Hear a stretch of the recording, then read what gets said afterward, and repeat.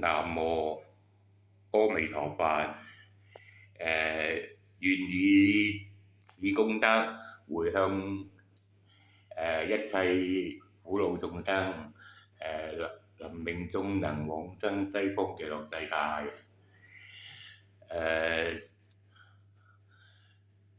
小僧咧忽然諗起嘅，即係關於念佛咧，即係一種修行嘅方法，即係而且係好簡單同埋好直接，係非常之殊勝嘅。即係如果能夠至誠心咧，念南無阿彌陀佛咧，將來眾生咧臨命終可以往生西方極樂世界，係十分殊勝嘅，即係因為可以帶業往生。如果能夠得生呢個西方極樂世界咧，咁就無憂無慮啦。同埋咧，最緊要就係必定會成佛，再唔會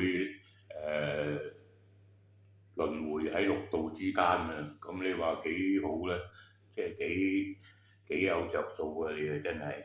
嚇，即係修行嘅人咧，就因為咧念佛嘅時候咧，即係好容易有雜念啊咁樣，即係唔係諗呢樣啊諗嗰樣啊，即係同埋啲生活啊，即係點樣去揾錢啊，點樣去解決問題啊，咁樣係會妨礙專心念佛嘅。所以應該由鼻開始嘅，即係由我哋嘅身體而係由呢個鼻開始咧，即係觀想嗰個呼吸啊。因為人係有呼吸嘅，所以咧就應該就喺吸氣嘅時候咧就係念南無兩個字，呼氣嘅時候咧就念阿彌陀佛。咁咧即係個心念比較專一啊咁樣，即係集中啊咁樣。諸公以下如何？小豬喺度，小僧喺度講幾句。今日禮拜三，而家晚上8:18，好事實嘅。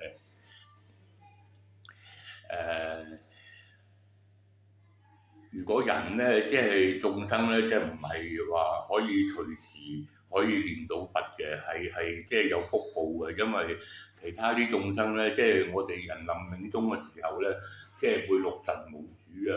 會天旋地轉啊，即係失去咗知覺嘅，所以喺趁住我哋有知覺嘅時候咧，